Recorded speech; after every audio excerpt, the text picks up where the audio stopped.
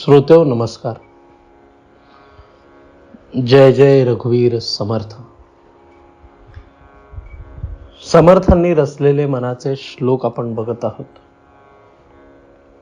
आज आपण एक असा श्लोक बघणार आहोत जो माझ्यासारख्या सर्वसामान्य साधकांसाठी एक प्रकारचा आधार होऊन गेलेला आहे. विचित्रपणे तरी देखील अद्भुतपणे एक आधार होऊन गेलाय. समर्थ या श्लोकामध्ये आपल्याला सांगतात, अजामेळ पापी तया अंत आला, कृपाळूपणे तो जनी मुक्त केला. अनाथासी आधार हा चक्रपाणी, नुपेक्षी कदा देव भक्ताभिमानी. या आधी सुद्धा समर्थांनी आपल्याला अजामेळाबद्दल सांगितलं होतं. अजामेळ पापी वदे पुत्र कामे, तया मुक्ती नारायणाचे निनामे.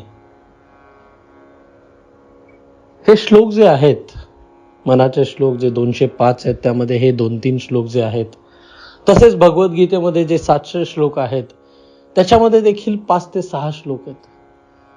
हे 5 ते 6 श्लोक या प्रकारचे जणू काही एक दीपस्तंभ आहेत. आपण जेवणामध्ये मीठ कसं चिमूटभर टाकावं लागतं, पण ते सर्वात महत्वाचं इन्ग्रेडियंट होऊन जातं. तसंच हे अध्यात्माचं जे आपण सार समजायचा प्रयत्न करतोय, हा अध्यात्माचा प्रवास जो आपण गाठण्याचा प्रयत्न करतोय, तेव्हा या प्रवासावर चालताना ही सर्वात सक्षम काठी आहे हे श्लोक. गीतेमध्ये श्रीकृष्णाने सांगितलंय, अपि छेद सुदुराचारो भजते माम अनन्य भाग, साधुरेवस्य मंतव्य सम्यक व्यवसितो हि सह. अपि चेदसि पापेभ्यः सर्वेभ्यः पापकृतमः, सर्वं ज्ञानप्लवेनैव वृजनं संतरिष्यसि. या श्लोकांची समज ही मला तरी थोडी जास्त गरजेची वाटते. काय सांगतायत समर्थ या श्लोकामध्ये आपल्याला? समर्थ हे सांगतायत की तो अजामेळ पापी होता. आणि कसा होता पापी? आजच्या कलियुगामध्ये खास महत्व आहे त्याला. काम वासनेमध्ये डुबलेला होता हा पापी. अध्यात्मामध्ये अर्थात पापी किंवा पाप याची परिभाषाच वेगळी, त्याचं डेफिनेशनच वेगळं. पाप म्हणजे मनात होणारा ताण, पाप म्हणजे मनात होणारी हलचल. Ajamil was always ओव्हरफ्लोईंग with Dzire. कामवासना भरून पुरून उरली होती त्याच्यामध्ये, आणि यामुळे मनात वासना भरलेल्या, आणि त्यामुळे तो पापी. पण गीतेमध्ये काय सांगितलंय? माम हि पार्थ व्यपाश्यत्य येपी स्यु पाप योनः. म्हणजे अगदी तुमची पाप योनी जरी असेल, जन्मापासूनच तुम्हाला पापांचा शाप लागला असेल, तरी देखील तुम्ही माझ्यापर्यंत पोहोचू शकतात. याचा अर्थ काय? याचा अर्थ जे काय तुमच्या हातून आधीच्या जन्मामध्ये झालं असेल, जे काय या जन्मामध्ये तुम्ही असं केलं असेल, जे एक प्रकार आपल्याला लाजवतं, परिचित्त दुश्चित्त ते लाजविते, तरी देखील पुढचा रस्ता मात्र मोकळा अध्यात्माचा. गीतेमध्ये एक सुंदर शब्द आहे, न चिरेण अधिगच्छति.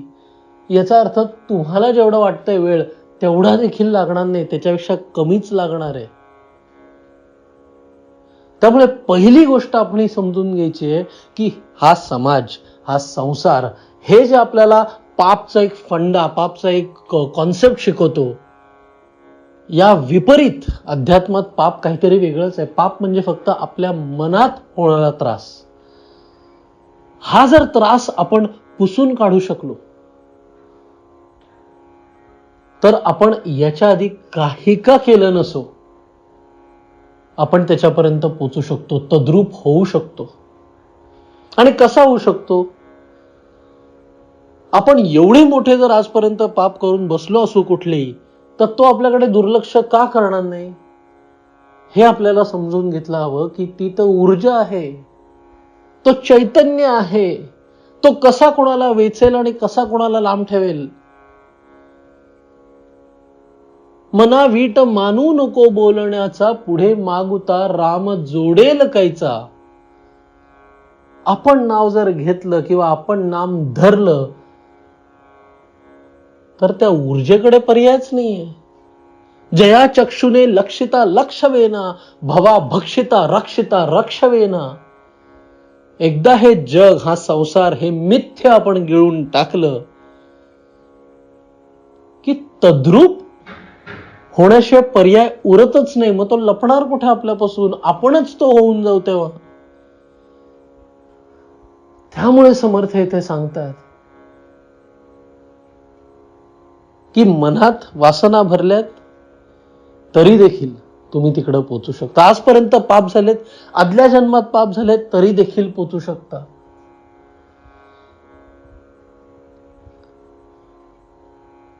पोचण्यासाठी मार्ग वेगळे वेगळे दिलेत. एक कर्मयोग आहे ज्याला आपण बुद्धियोग म्हणतो.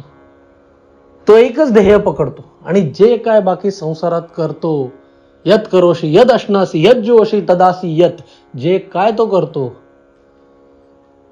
ते त्याचं एक जे मिशन आहे, त्याचा एक जो कॅस त्यांनी धरलेला आहे, त्यासाठी अर्पणमस्तू करून टाकतो. त्याच्यासाठी काही नको, सगळं त्या कॉजसाठी. हा कर्मयोग झाला. दुसरा आहे ज्ञानयोग. या संसाराची नश्वरता ज्याने खरंच ओळखली आहे त्याला काय फरक पडणार आहे?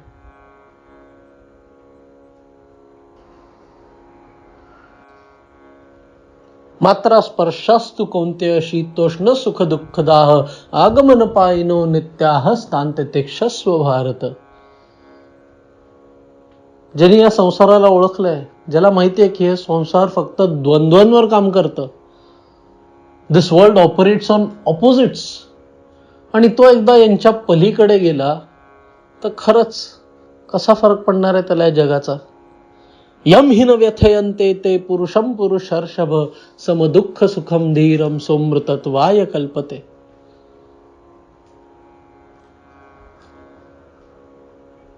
आणि तिसरा मार्ग भक्तियोग, जो शरणागत होऊन गेलाय, ज्यांनी हात वर केलेत आणि डोकं त्याच्या पायावर ठेवून दिले आणि आता तो म्हणलाय की आता माझी जबाबदारी तुझी. आणि ज्यांनी खरंच आपली जबाबदारी आणि आपलं अस्तित्व हे त्याच्या चरणात ठेवलेलं आहे, तो शरणागत गेलेला आहे. त्यामुळे श्रोतेहो, त्या परब्रह्मापर्यंत पोहोचण्यासाठी दोनच गोष्टी आपल्याला धरतात. एक, जे आपण काही वाईट केलंय त्याच्याबद्दलचं आपल्या मनामध्ये होणारं गिल्ट. आणि दुसरं, जे आपण चांगलं करतो त्याच्याबद्दलचा कर्ता भाव. हे दोन्ही कर्मबंधनं बनवतात, हे दोन्ही बांधून ठेवतात.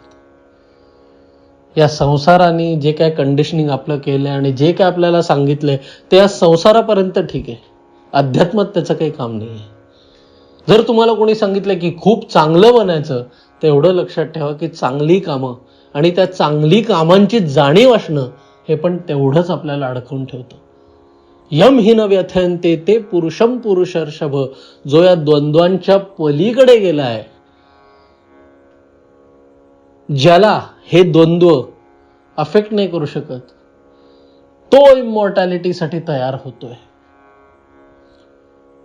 त्यामुळे आजपर्यंत जर काही पाप केलंय, let that not hold you back.